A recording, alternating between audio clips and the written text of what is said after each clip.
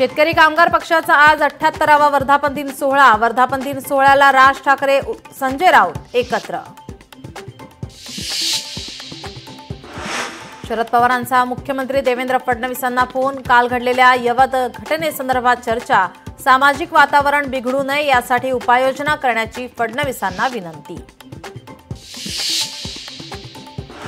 शिवसेना पक्ष आणि चिन्हावर 23 ऑगस्ट नंतर सुनावणी। आधी राज्यपाल आणि राष्ट्रपतींच्या अधिकारासंबंधित सुनावणी, त्यानंतर उद्धव ठाकरेंच्या मूळ याचिकेवर एकत्रित विचार करणार।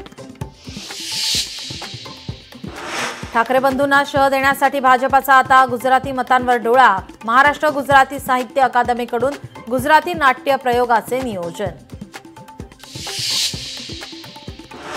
दौंडच्या यवतमध्ये 48 तास जमावबंदीचे आदेश।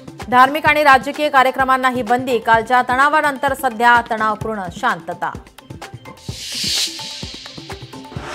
महादेव मुंडे हत्येप्रकरणी 5 संशयितांची चौकशी। बीडच्या स्थानिक गुन्हे शाखेमध्ये 7 तास चौकशी।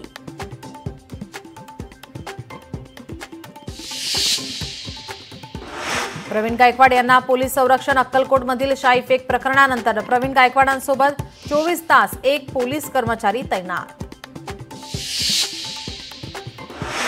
मुंबईच्या दादर कबूतरखानावर जाळी टाकण्याच्या कामाला स्थानिकांचा विरोध। रात्री कारवाई करायला का आलात नागरिकांचा अधिकाऱ्यांना सवाल। कोल्हापूरच्या महादेवी हत्तीणीला परत आणण्यासाठी 2 लाखांहून अधिक ग्रामस्थांच्या सह्या। रमणमळा पोस्ट ऑफिसमधून राष्ट्रपतींकडे फॉर्म पाठवणार।